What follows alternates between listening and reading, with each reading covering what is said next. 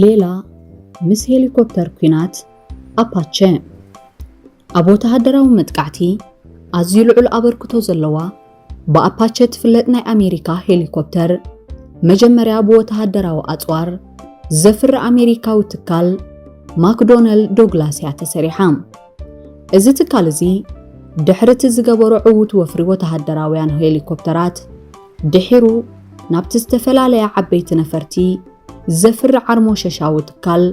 ቦይንግ ኣብ 1997 ከም ዝተጸንበረ ድማ ይሕበር። መስርሕ ህንጸት ሄሊኮፕተር ኣፓቼ ድሕሪ ምዝዛሙ ኣብ ሓይሊ ኣየር ኣሜሪካ ካብ 1984 ጀሚራያ ንጡፍ ኣገልግሎት ክትህብ ጀሚራ። ድሒሩ እውን እታ ሄሊኮፕተር ካብ ኣሜሪካ ወጻኢ ብመልክዕ መሸጣ ኣብ ኢድ ብዙሓት ሃገራት ክትኣቱ ክኢላያ። ኣብዚ ሕጂ እዋን ድማ ሃገራት ዓባይ ብሪጣንያ፣ ግሪክ፣ እስራኤል፣ ህንዲ፣ ግብፂ፣ ሲንጋፖር፣ ኔዘርላንድ፣ ጃፓን፣ ስዑድ ዓረብ፣ ቀጠር ከምኡውን ሕቡራት ኢማራት ዓረብ ነዚ ሓደገኛ ናይ ኩናት ሄሊኮፕተር ወኒነን ኣይርከባ። ብዘይካዚ ብዙሓት ሃገራት ንኣፓቼ ንምውናን ምስ መንግስቲ ኣሜሪካ ኣብ ከቢድ ዲፕሎማስያዊ ጻዕሪ ተጸሚደን ይርከባ። ብሓፈሻ ትካል ቦይንግ ካብ ናይ መጀመርያ ምህዞ ክሳብ ሕጂ ብጠቕላላ 2200 AH-64 ኣፓቼ ሄሊኮፕተራት ብምፍራይ ናብ ዕዳጋ ዓለም ዘርጊሑ ይርከብ። ካብዚኣተን እተን 1200 ዝበጽሓ ሄሊኮፕተር ኣፓቼ ኣብ ንጡፍ ወተሃደራዊ ኣገልግሎት ዝርከባ ኮይነን ብፍላይ ሓይሊ ኣየር ኣሜሪካ ኣብ ዘካይዶም ዝተፈላለዩ ስርሒታት ነዘን ሄሊኮፕተራት ብብዝሒ ክጥቀመለን ቀጻሊ ይርአ። ኣብ ታሪኽ ሄሊኮፕተር ኣፓቼ ንመጀመርያ ግዜ ኣብ ኣገልግሎት ኩናት ዝወዓለትሉ እዋን 1989 ኮይኑ ኣብቲ ሰራዊት ኣሜሪካ ንሃገረ ፓናማ ዝወረረሉ እዋን እዩ ነይሩ። ከም ዝፍለጥ ኣብቲ ካብ ፍርቂ ታሕሳስ 1989 ክሳብ ፍርቂ ጥሪ 1990 ንሓደ ወርሒ ዝተኻየደ ወራር ኣሜሪካ በዘን ክትጥቀሳት ጸንሓ ሄሊኮፕተራት ተሓጊዛ ኣብ ውሽጢ ሓፂር ግዜ ኣብ ልዕሊ ፓናማ ዓብ ዓወት ከተመዝግብ ክኢላያ። እቲ ዝገርም እዛ ሄሊኮፕተር እዚኣ ሓንሳብ ተሰሪሓ ምስ ተዛዘመት ንልዕሊ 4 ሚልዮን ሰዓት ዝኣክል ብዘይ ጸገም ክትበርር ትኽእል። ካብዚ ጠቕላላ ግዜ ሄሊኮፕተር ኣፓቼ እቲ 1.3 ሚልዮን ናይ በረራ ሰዓት ኣብ ግዜ ኩናት ከተካይዶ ትኽእል ሕልኽላኽ ዝበዝሖ በረራ ምዃኑ ይሕበር። ካብዚ ብምብጋስ እዮም ድማ ሃገራት ዓለም ኣብ ዘካይድኦ ዝተፈላለዩ ከበድቲ ወተሃደራውያን ስርሒታት ሄሊኮፕተር ኣፓቼ ብበዝሒ ክጥቀማ ዝረኣያ። ሄሊኮፕተር ኣፓቼ ኣብ ኣዝዩ ትሑት ጻዕቃ ኣየር ዘለዎም በረኽቲ ቦታታት ከምኡውን ካሚሲን ዝበዝሖም ምድረበዳታት ብዘይ ጸገም ከም ዝበራ ኮይነን እየን ተሰሪሐን። ካብዚ ብምብጋስ እዘን ሄሊኮፕተራት ካብ ዓውደ ኩናት ሓሊፈን ኣብ ዳህሳስ ኣደንዘዝ ትዕጸ ፋረስ ዝሰርሑ ገበነኛታት ኣብ ምድላይ ከምኡውን ኣብ ዕጥቂ ሰራዊት ዓቀብቲ ሰላም እውን ብብዝሒ እየን ተዋፊረን ዝርከባ። ንኣብነት ኣብቲ ሰዓታት ኣብ ቦዝንያ፣ ኮሶቮ ከምኡውን ደቡባዊ ቱርኪ ዝተኻየዱ ዝተፈላለዩ ሰብኣዊ ንጥፈታት ሄሊኮፕተር ኣፓቼ ልዑል ግደ እየን ተጻዊተን። እዚ ከምዚ ኢሉ እንከሎ ክሳብ ሕጂ ትካል ቦይንግ ነዘን ሄሊኮፕተራት ካብ ግዜ ናብ ግዜ ንዓውደ ኩናት ብዝጥዕም ኣገባብ ብዙሕ ምምሕያሻት እንዳገበረ እዩ ዝሰርሐን ዘሎ። ኣብ 1997 ንኣብነት እዚ ኣብ መፍረ ነፈርቲ ዝነጥፍ ትካል ሎንግቦው ዝተባህላ ዓሌት ኣፓቼ ብምስናዕ ንሓይሊ ኣየር ኣሜሪካ ኣረኪብዎ ነይሩ። እዘን ባራዕ ሓዊ ከይተረፈ ዝቆጻጸር ዘመናዊ ራዳር ዝተገጠመለን ነፈርቲ ንፈለማ ግዜ ተወሳኺ ተወንጫፊ ሚሳኤል ከም ዝስከማ ኮይነን እየን ተሰሪሐን። ብዘይካዚ እዘን ሄሊኮፕተራት እዚአን ኣብ መሬት ንዝርከባ ታንክታት ልክዕ ከም ወረቐት ስለ ዘቃጽልአን ኣብ ግዜ ኩናት ኣብ ልዕሊ ጸላኢ ከቢድ ዕንወት እየን ዘውርዳ። ሰራዊት ኣሜሪካ ድማ በዘን ሄሊኮፕተራት ተሰንዩ ብፍላይ ኣብ ኢራቅን ኣፍጋኒስታንን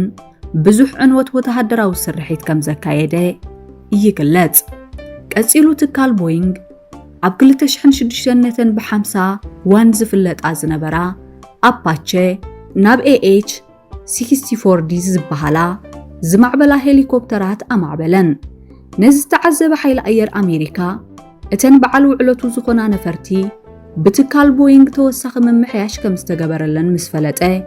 كاب حدار كل تشحن شدشتن جميرو بتقلال 129 توسخت هليكوبترات كاب تتكال عدقه اتزقرم واقع حانت زمناويت أباتشي كاب سوان حمشتن كسا 130 مليون دولار يزبتصح أبتمساسال عمد دما حبرات إمارات عرب 30 أباتشي هليكوبترات كابتا أمريكا وتكال نمعداق وعل فرمت بزيكا زي منستر مكلخال أمريكا أبتقم تخلتشحن عسرتن واقع خلتا 247 مليون دولار توسخ وعل مستكال بوينغ فرمه علامة اتسم معدما تكال بوينغ 51 ببلوك سريز فلتا توسختي هليكوبترات أباتشي نسراويت أمريكا خسر حلو ينيروم بمسرة تسم معدما تكال بوينغ دحر عمت نتن استحاتتن هليكوبترات نحيل أير أمريكا ركبوم كتسيلو إذن هليكوبترات ننويح عمتات أبوتها الدراو قد امزلون أبركتو مسترائيقن بفلاي دحري كل تشحن عسر تخلتن ناي عدقت ألب هليكوبتر أباتشي كام منستر مكلخال أمريكا ترايزي كونه كاب بزوحات محازوت أمريكا زخونا كالوت هاجرات كوحز جمره ننقصاو حيل أير نيزرلاند نابنت ناي مجمره هليكوبتر أباتشي أب حدش عند شعة 298 تنقا انت تقبله اتن ببلوك سريز فلت زمناويان ناي كوينات هليكوبترات أباتشي جن أب قنبت كل تشحن عسر تخلتن يتقبلوان دوب كورياون بتمساسالي بزح من محياش استقبرلن هليكوبترات أباتشي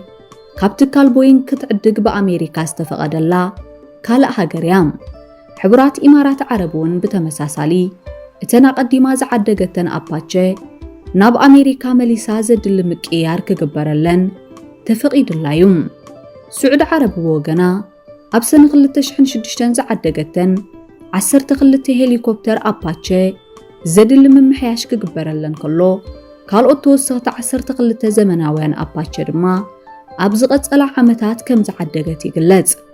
بتوسخي أبتقم تخلت شحن شمونتن تايوان كاب أمريكا سالاسا زأخلا ببلوك سري أباتشيز فلتا زمناوين نايكوينات هليكوبترات كم زعدقت ينقر نزز تعذبت جابان دما أمنا حاسخ اللي تشحن عسر تحدن كابتن قدم حجز قربا عينتات أباتشي عزين زبع بلا هليكوبترات كسر حلا نابتكال بوينغ طلبا قربت بمسرة طلبا دما جابان 55 فولياتن زمناويان نايكوينات هليكوبتر كاب أمريكا عدقت إذن جابان زعدقتن أباتشي ستينجر زبهال أطوار زعدقا خوينن بتوسخ خابت أفرنا بتأفر زونجف مسائل ونستقت ملنين كالا أبوشمت عرب تركب نشتو هاجر كويتون حانت خاب عماوي الهليكوبتر أباتشي مخانا يسنقر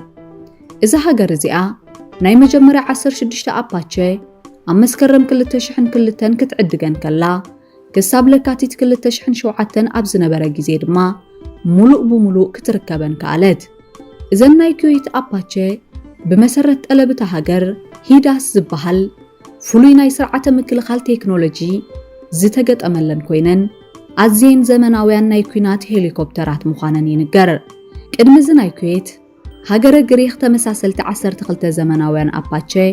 كام مسكرم كل تشحن سلستن كساب ترغ لتشحن شوعتن أبزنا برقيزي كم استقبلتني فلت هاجر تايوان بوغنا بسنك مستعاكالي تبلا چاينا زلوا بوليتيكاون وتهدراون مفتقات أبسن خلت تشحن 11 واقع خلت نتب 5 بليون دولار توسخت أباتشي كاب أمريكا خمت تعدق بوقع فلتات كموتسيت زسم معدما كابتن 30 بلوك سري أباتشيز فلتا تايوان زعدقتن هليكوبترات اتن قداموت شدشتي أب حدار كل تشحن 13 كتركبن كالت قصيلو اتا هاجرنتن استرفا أباتشي ملوء بملوء كساب كل تشحن 14 عبزنا برقيزي كتركبن كم زخالت يحبر بحفشا هليكوبتر أباتشي بزلوا وتهدراو بقعات أمن العالم زلوا طلب كاب كيزي ناب كيزي اندعبي يزمت زلوم زين هليكوبترات زين كاب كل تشحن 3 جميرو بتاكتيكال انترنت زفلت معبول ناي مراخب مسارح زلون كوينن كاب 2007 جميرو دما እቲ ናይ መራኸቢ መሳርሒ ሙሉእ ብሙሉእ ዲጂታል ክኸውን ከኣለ እዚ ከምዚ ኢሉ እንከሎ ኣብ ሓምለ 2005 ትካል ቦይንግ ካብ ቅድሚኣ ዝተምሃዛ ኣዝያ ዝተራረቐት ብሎክ 3 ኣፓቼ ብምምሃዙ ካብ ሚኒስትር ምክልኻል ኣሜሪካ እቲ ዝለዓለ ስልማት ክረክብ ከኣለ ብሎክ 3 ኣፓቼ ዘድሊ ናይ ድሕነት ቅድመ ኩነት ኣማሊኣ ናይ በረራ ፈተነ ኣብ ታሕሳስ 2009 ክተካይድ ከላ ካብ 2011 ጀሚራ ድማ ክሳብ ሕጂ ኣብ ንጡፍ ኣገልግሎት ተረከብ ሳላዝ ዝግበረለን ቀጻሊ ምምሕያሽ ድማ ኣብዚ ናይ ልዕሊ 40 ዓመት ታሪኽን ኣብ ወተሃደራዊ ስራሕ ከለዋ ብጸላእ ተወቂዐን ዝወደቃ ኣፓቼ ብቁጽሪ ክልተ ጥራየን ናይ ዘመና AH-64D ብሎክ 3 ኣፓቼ ኣዝዩ ዝተራቐቐ ዲጂታላዊ ስርዓት ቁጥጥር ዘለዋ ኮይና ታክቲካል ናይ ራድዮ መራኸቢ ምዕቡል ሞተር ኣብራሪ ብቐሊሉ ክቆጻጸሮ ዝኽእል ስርዓተ መብረሪ ከምኡውን ብፍሉይ ቅዲ ዝተሰርሐ ዘዋረ ኣካል ተገጢሙላ ይርከብ ብፍላይ እቲ ናይ ብሎክ 3 ዘዋረ ኣካል ኣዝዩ ረቂቕ ጥበብ ዝሓለፎ ስለ ዝኾነ ነታ ሄሊኮፕተር ኣዝዩ ከቢድ ጽዕነት ክትስከም ቀልጢፋ ዝደለየቶ ብራኸ ክትስቀል ከምኡውን ብቐሊሉ ኣብ ዝደለየቶ ቦታ ክትዓልብ ከም ዝሕግዛ ይግለጽ ጎን ቦይንግ ናይ ኣሜሪካ ክፍሊ ስነ ፍልጠታዊ ምህንድስና ናይታ ሃገር እውን ኣብ ምዕባል ዛብ ብሎክ 3 ትፍለጥ ዘመናዊት ሄሊኮፕተር ኩናት ልዑል ኣበርክቶ ከም ዝገበረ ይሕበር ከም ውጽኢቱ ሚኒስትር ምክልኻል ኣሜሪካ ውዕል ምዕባል ኣፓቼ ነዞም ክልተ ናይ በረራ ትካላት ኣብ ወርሒ ሰነ 2006 ምስ ሃቦም እቲ ስራሕ ውሽጢ 2 ዓመት እዮም ክዛዝምዎ ተራእዮም ነዚ ተኸቲሉ ድማ ናይ ብሎክ 3 ኣፓቼ ፈላሚ በረራ ኣብ ሓምለ 2008 ክቃናዕ ክኢሉ ካብዚ ብምብጋስ ክፍሊ ስነ ፍልጠታዊ ምህንድስና ኣሜሪካ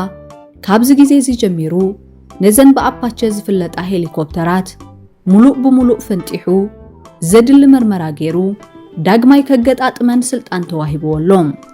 እዚ ኣብ ሃንትስቪል ዝበሃል ቦታ ኣሜሪካ ንበረራ ዝምልከት ናይ ምርምር ማእከል ዘለዎ ትካል እዚ ነተን ሄሊኮፕተራት ዘድሊ ጽገና ምስ ገበረለን ኣብ ኣሪዞና ዝርከብ ናይ ትካል ቦይንግ ሜሳ ዝበሃል ቦታ እቲ ዝተረፈ ናይ መወዳእታ ምጽፋፍ ክግበረለን ይልእኸን ብዘይካዞም ክልተ ትካላት ካብ ሓምለ 2012 ጀሚሩ ድማ ናይ ደቡብ ኮርያ ናይ ጠፈር ኢንዳስትሪ ኣብ ምስራሕ ሄሊኮፕተር ኣፓቼ ዘድሊ ብፉዝላግስ ዝፍለጥ ንብረት ክቐርብ ጀሚሩሎም ድሕሪ ዝውህደት ሰለስተ ትካላት ድማ ኣብ ሚያዝያ 2016 ሚኒስትር ምክልኻል ኣሜሪካ 117 ኣብ ኣገልግሎት ዝጸንሓ ኣፓቼ ዘድሊ ጽገናን ምምሕያሽን ክግበረለን ምዘን ትካላት ዋጋ 1.5 ቢልዮን ዶላር ዝበጽሕ ሓድሽ ውዕል ፈረመ ነዚ ዝተዓዘበት ዓባይ ብሪጣንያ ድማ ምስ መንግስቲ ኣሜሪካ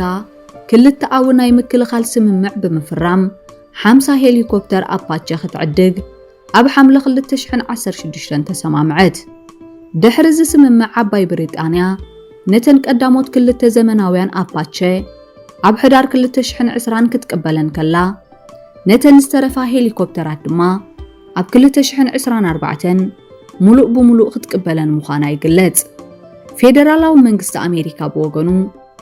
ኣብ መጋቢት 2017 ዋጋ 3.4 ቢልዮን ዶላር ሓድሽ ተወሳኺ ውዕል ምስ ትካል ቦይንግ ተፈራረመ ብመሰረት እዚ ውዕል ድማ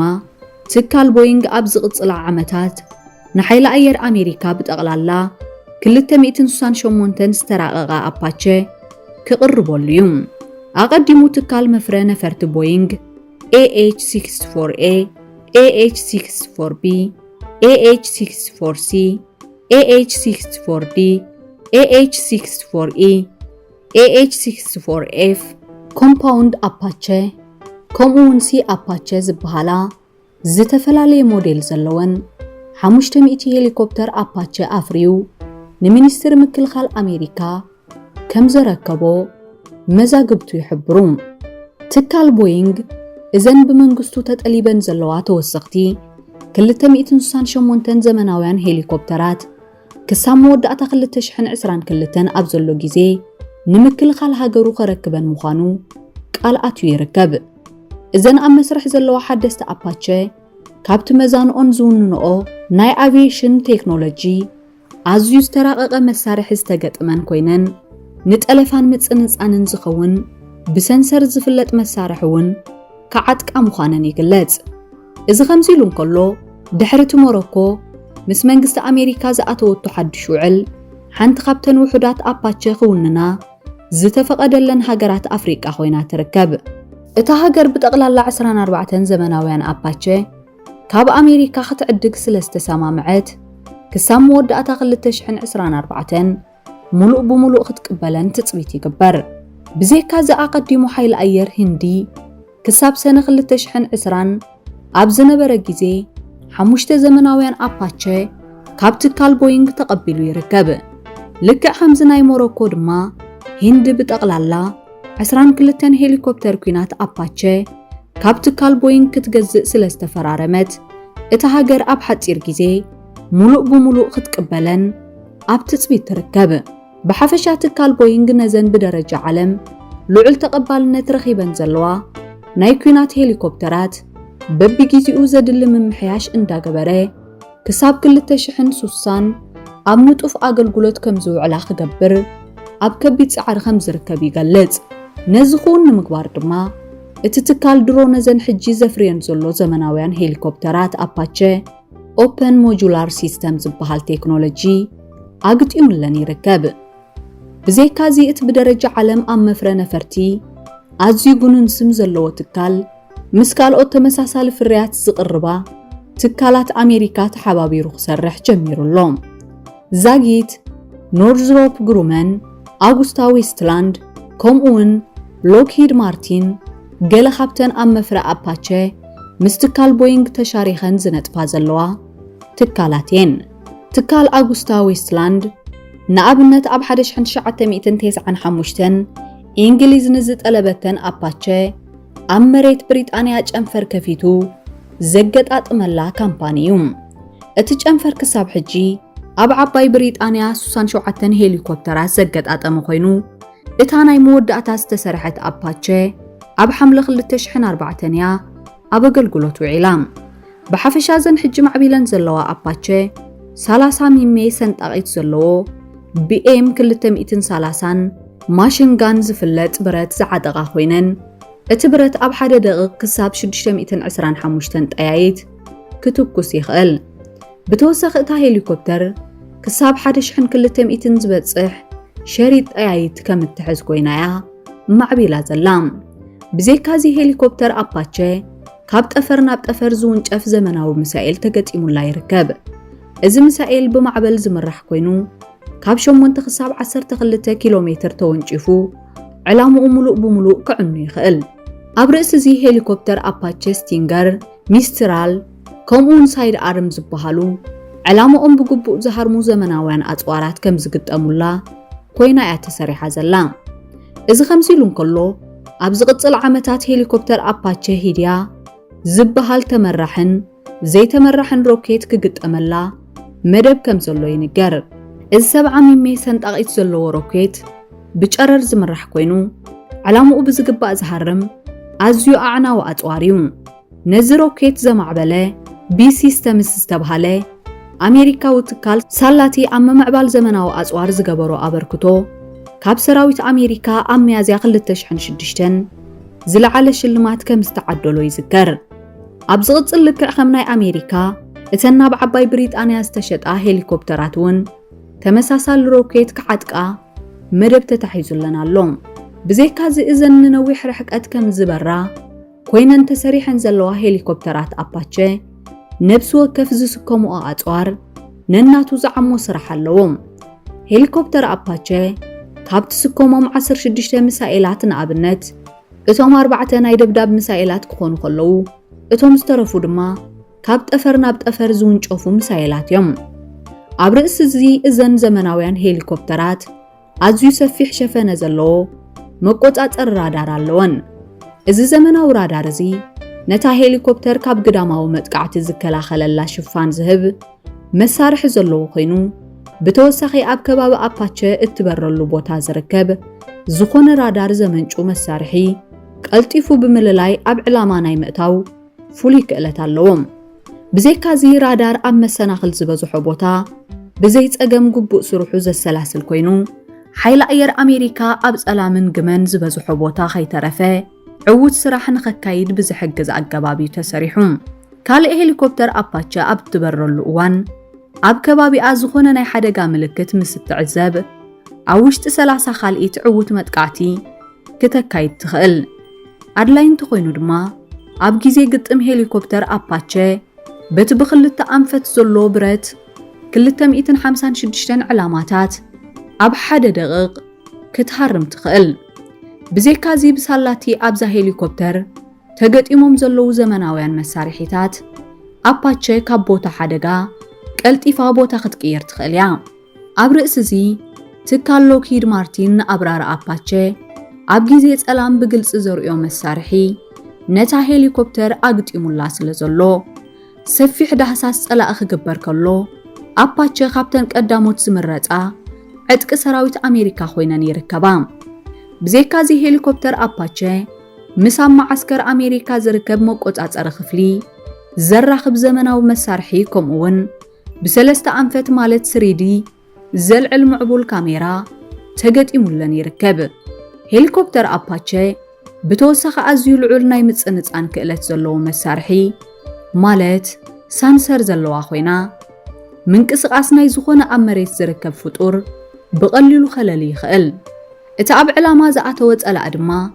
ኣብቲ ኣብራርን ተሓጋጋዚ ኣብራርን ዝቆጻጸርዎ ንመርኣይ ዝጠቅም መሳርሒ ዓቆኑ ወሲኹ ብንጹር ስለ ዝረአ ብቁልጡፍ ኣድላይ ስጉምቲ ክውሰደሉ ዘጸግም ኣይኮነን። ከም ውጽኢቱ ሳላቲ ኣብ 2005 ኣብ ሄሊኮፕተር ኣፓቸ ዝተኣታተወ ተኣምራታዊ ምምሕያሽ ኣብዚ ሕጂ እዋን ሄሊኮፕተር ኣፓቸ ካብተን ቀንዲ ተባሃግትን ተፈራሕትን ዕጥቂ ሰራዊት ኣሜሪካ ኮይነን ይርከባ። ኣብ ጉዳይ ሞተር ሄሊኮፕተር ኣፓቸ ክልተ ቱርቦ ሻፍት ዝበሃል ሞተር ዝተገጠመለን ኮይነን ነብሲ ወከፍ ሞተር 1265 ኪሎ ሜትር ዋት ሓይሊ ኣለዎም። እዚ ብጀነራል ኤሌክትሪክ ዝበሃል ኣሜሪካዊ ትካል ከምኡውን ሮልስ ሮይስ ዝበሃል ብሪጣንያዊ ትካል ዝማዕበለ ሞተር እዚ ንሄሊኮፕተር ኣፓቸ ኣብ 1 ደቂቕ 889 ሜትሮ ንላዕሊ ክትድይብ ይኽእላ። ብዘይካዚ እዚ ሞተር ንሄሊኮፕተር ኣፓቸ ካብ 260 ክሳብ 279 ኪሎ ሜትር ኣብ ሰዓት ንቕድሚት ክትሕንበብ ይኽእላ። ሳላዚ ሓያል ሞተር ድማ ኣፓቸ ሓንሳብ ካብ መሬት ተበጊሳ ምስ በረረት ኣብ 6400 ሜትሮ ብራኸ ተሰቒላ ክሳብ 1900 ኪሎ ሜትር ዝበጽሕ ጋድማዊ ርሕቐት ኣብ ሓደ ጉዕዞ ክትሽፍን ትኽእል። ካልእ እዚ 18 ሜትሮ ቁመትን 4 ሜትሮ ጎንን ዘለዋ ሄሊኮፕተር እዚኣ ሓደ ኣብራሪ ከምኡውን ሓደ ተሓጋጋዚ ኣብራሪ ጥራዮም ዘድልይዋ። እቲ ተሓጋጋዚ ኣብራሪ ኣብ ግዜ ኩናት ቀንዲ ስርሑ ነቶም ኣብታ ሄሊኮፕተር ዝርከቡ ማሽንጋን ሮኬታት ከምኡውን ሚሳኤላት ከከም ኣድላይነቶም ናብ ዕላማታት ጸላእ ዝትኩስ እዩ። ካልእ እቲ ተሽከርካሪ ኣካል ኣፓቸ ብዙሑ 4 ኮይኑ ነታ ሄሊኮፕተር ኣብ ጠፈር ኣብ ሓደ ቦታ ጠጠው ክትብል ከላ ዝሓሸ ምቁጽጻር ሚዛን ክህልዋ ይሕግዝ። ብሓፈሻ ሄሊኮፕተር ኣፓቸ ኣስታት 5165 ኪሎ ሜትር ትምዘን ኮይና ክሳብ 10433 ኪሎ ግራም ጽዕነት ተሰኪማ ክትበረር ትኽእል። ከም ውጽኢቱ ኣብዚ ሕጂ እዋን ሄሊኮፕተር ኣፓቸ እታ ቀንዲ ኣብ መጥቃዕቲ ተገልግል ሄሊኮፕተር እያ ኮይና ዘላ። ብዘይካ ሕቡራት መንግስታት ኣሜሪካ ድማ ግሪክ፣ ጃፓን፣ እስራኤል፣ ኔዘርላንድ፣ ሲንጋፖር ከምኡውን ሕቡራት ኢማራት ዓረብ ኣብ ዘካይድኦ ዝተፈላለዩ ወተሃደራዊ ስርሒት ነዘን ፍርያት ኣሜሪካ ዝኾና ሄሊኮፕተራት ኩናት ብብዝሒ ክጥቀማለን ይረኣያ። ካብ መጀመርያ 80ታት ክሳብ ሕጂ ድማ እዛ ሄሊኮፕተር ኣብ ኩናት ፓናማ፣ ኩናት ፐርሺያ፣ ኮሶቮ፣ ኢራቅ ከምኡውን ኣፍጋኒስታን ተሳቲፈን ይርከባ። እስራኤል ብወገና ነዘን ሄሊኮፕተራት ኣብቲ ምስ ሊባኖስ ዝገበረቶ ኩናት ከምኡውን ኣብ ወሽመጥ ቃዛ እትገብሮ ተደጋጋሚ ወተሃደራዊ ስርሒት ብበዝሒ ከም ዝተጠቀመትለን ይንገር። أمتسا دما إذن هليكوبترات بزي أبراري قبو وتهدراو سرحيت ككايدان خخلا تمرامرت وتهدراو سنفلتات أمريكا أزيو خبيت سعري أمكياد يركبو بزي كازي إذن هليكوبترات كاب حدقا زكلا خللن ناي بعلن سأرى نفر تخقبرلن أم مسرح كمزولو يحبر إذا خمزيلون كلو هليكوبتر أباتشي أبرئس تخصاب حجي تسكيمون أوزلوا زتفلالي عينة أطوار أبك أربا أوان بج أررز سرح أعنا وأطوار مالت ليزر ويبن كجت أملن مدب تتحيزلهم